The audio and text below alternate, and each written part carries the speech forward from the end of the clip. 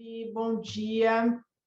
Eu agradeço muito o convite. Eu sou uma mulher branca, morena, tenho cabelos negros um pouco abaixo dos ombros, aí liso. Estou usando uma blusa preta e estou aqui no meu escritório, na minha casa, com as paredes brancas e algumas coisas aqui enfeitando uma flor atrás de mim. Sou uma mulher cis, sou uma mulher lésbica e meus pronomes são ela, dela. Eu agradeço muito esse convite. Quando o Civi me convidou, eu fiquei pensando, mas o tema não é sobre mulheres lésbicas, né? O que eu vou fazer lá? E aí, conversando, nós discutimos bastante o papel dos aliados, né? E o que é ser aliado, o que é ser aliade aí das pessoas trans, das pessoas não binárias, né? E aí eu pensei muito no quanto eu espero dos aliados e dos aliades da causa das mulheres, que eu sou, da causa das mulheres lésbicas, que eu sou, e fiquei pensando que o primeiro passo de tudo é a educação, é o letramento, é saber mais, é entender, e o quanto a gente pode fazer isso no nosso dia a dia. Então, seja lendo coisas formais e aprendendo sobre isso, seja convivendo com pessoas, e aí você precisa fazer essa convivência acontecer de uma maneira ativa, porque é muito fácil dizer, ah, eu não conheço pessoas trans, ou não conheço pessoas não binárias. E não frequentam a minha casa, não vêm aqui na minha família e tal. Então, quanto a gente consegue fazer isso ativamente, eu acho que o primeiro papel de uma pessoa aliade é aprender, é letramento, é estudar e é entender mais o universo que não é o seu universo. E principalmente quebrar estereótipos, né? Quebrar aquilo que você ouviu sobre aquele grupo o tempo todo. O segundo passo é você se cercar de pessoas que fazem parte desse grupo, porque mesmo você estudando, lendo, assistindo palestras, é diferente de quando você convive, entende aquela coisa pequena que você não viu escrito no texto, que você não assistiu na palestra que a pessoa falou. Eu me lembro muito bem a gente tem uma colega de trabalho aqui na Oracle, que é parceira também do Aureni, com a Kate Fisher, e um dia conversando com a Kate, eu perguntei a ela, é uma mulher trans, e eu perguntei a ela quanto tempo, né, tinha levado o processo de transição de gênero dela, e ela disse 42 anos, que era a idade que ela tinha, assim.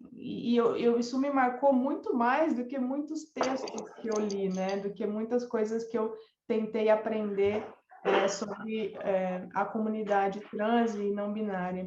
E aí, convivendo com outras pessoas, fazendo com que essa convivência seja natural, você começa a enxergar pontos que antes você não enxergava. Então, quando a gente começou, e aí entra o meu papel não só de pessoa, não só de, né, mulher lésbica, mas também de líder de diversidade e inclusão. Como eu trago esse awareness, essa conscientização para dentro da empresa? Como a gente fala, nós sabemos que no Brasil o tema é um tabu, a violência contra pessoas trans, a liberdade da piada, do comentário homofóbico com pessoas trans e não binárias, ela é muito presente, ela é muito permitida, assim como toda a comunidade LGBTQI, mas acredito que por ser muitas vezes uma população que está marginalizada socialmente, está mais vulnerável a esse tipo de discriminação que talvez não aconteça comigo, uma mulher cis, né, de classe média que frequenta ambientes diferentes de pessoas que vivem em outras realidades. Então, quando a gente vê o papel que uma empresa pode ter, e isso não é óbvio, a gente tem que trabalhar o básico, por exemplo, quando nós instalamos os banheiros de gênero neutro lá na Oracle, né, em 12 andares de banheiros sem gênero, e ficou todo mundo muito tenso, assim, ai, o que vão falar? A gente vai mandar um comunicado, e será que as pessoas vão começar a desrespeitar o banheiro, ou vão começar a questionar as coisas? E aí foi uma surpresa tão bacana, porque a gente já tinha feito um trabalho de mais de um ano de falar sobre esse tema de letramento, de educação, e quando nós inauguramos o Banheiro Sem Gênero, e enviamos o comunicado para todo mundo, pelo menos até mim não chegou nenhuma reclamação, nenhum questionamento, nenhuma piada sobre o banheiro. Então, o quanto é importante as coisas serem acompanhadas de ações práticas, de educação, de sensibilização e de quanto a gente consegue ali, não só no discurso, fazer essa inclusão. Óbvio, a gente tem um caminho gigante para percorrer. A gente ainda tem muito que fazer em termos de formação, em termos de inclusão, em termos de contratação de pessoas trans e não binárias, e isso tudo passa por esse processo, né, sequente, né, que é um processo que depende de uma sequência de eventos, depende de uma influência de pessoas, depende de trazer mais aliados para esse movimento, mas o quanto isso permeia muitas outras coisas que vão acontecendo ao nosso redor e que a gente não tem dimensão.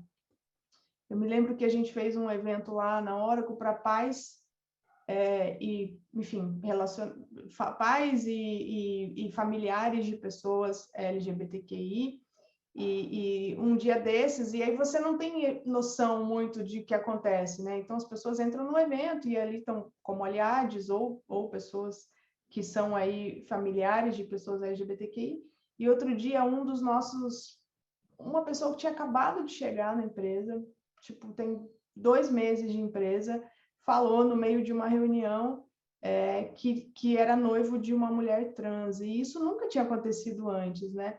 E o quanto você vai vendo que isso não acontece de um dia para o outro, a pessoa não chega tão empoderada nesse ponto, se você não cria esse ambiente de abertura. Então, é muito importante que cada passinho desse, dentro da empresa, ele seja considerado como um passo a mais. Às vezes, eu, pelo menos que trabalho com diversidade e inclusão, pode ser que tenha muitas pessoas aqui também, às vezes você fala, nossa, a gente está avançando pouco, a gente está fazendo pouco, porque a gente não tem o tanto de pessoas que a gente queria ter, porque a gente não vê pessoas avançando talvez para posições mais sêniores, mas cada passo vai impactando pessoas e levando a lugares que a gente não imaginava chegar. E, além disso, além do nosso ambiente corporativo, o que a gente pode fazer para impactar pessoas fora disso? Então, eu, junto com a Débora Gap e com a Yasmin Vitória, nós somos co-líderes de um comitê de mulheres LGBTQs do Grupo Mulheres do Brasil, liderado aí pela Luísa Helena Trajano, um grupo de 80 mil mulheres, e dentro desse grupo a gente leva a visão, o olhar, né, esse ponto de vista das mulheres LGBTQs para um grupo de 80 mil mulheres que estão distribuídas em todo o mundo. Então, o primeiro projeto que a gente está fazendo, e convido todos vocês, quem quiser participar com a gente, infelizmente o grupo é só para mulheres, a gente não é contra os homens, mas nós somos a favor das mulheres.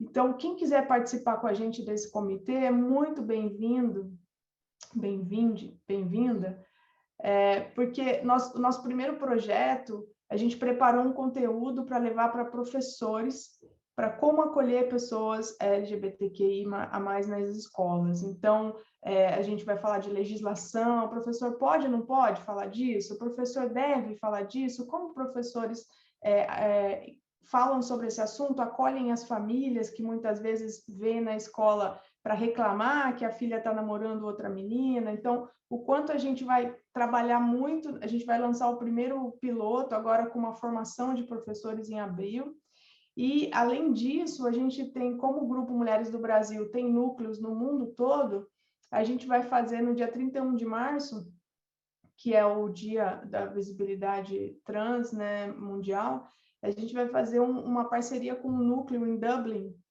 que está trabalhando a realidade das mulheres trans que vivem em outros países. Então, as mulheres imigrantes que muitas vezes vão por uma oportunidade de emprego e vivem uma situação muito precária lá de retenção dos documentos, de não ter visto de permanência no país, de não ter um emprego decente, né, de não ter uma realidade lá e está fora do seu país. Então, trabalhar toda o núcleo de Dublin tem feito uma campanha, né, para proteger mulheres imigrantes, e agora avançando aí para proteger mulheres trans e migrantes. Então, como pessoa, como profissional, como sentada numa cadeira de diversidade ou sentada em qualquer cadeira, nós todos podemos fazer muito um papel ativo de aliados para aprender, para incluir, para se conectar e para conhecer mais o universo de pessoas trans e não binárias. Então, esse é o meu esforço pessoal de fazer essa conexão e ganho muito conhecimento, muito aprendizado e muitas amizades com isso.